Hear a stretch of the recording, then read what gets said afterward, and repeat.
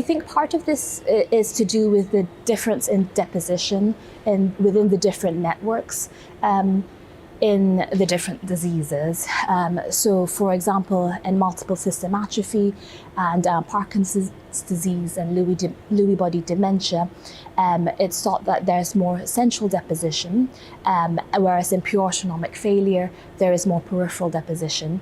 And so there are probably slightly different mechanisms that contribute to the manifestation of autonomic failure in the different synucleinopathies. But I don't think it's fully understood.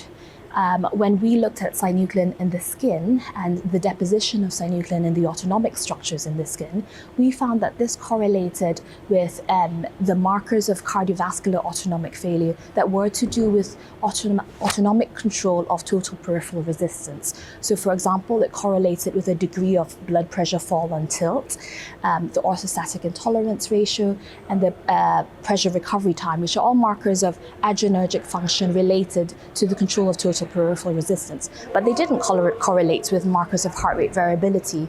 So we think that's evidence to support the hypothesis that peripheral deposition of synuclein on the autonomic nerves may impair their control of total peripheral resistance and give rise to things like orthostatic hypotension that is still problematic in this disease.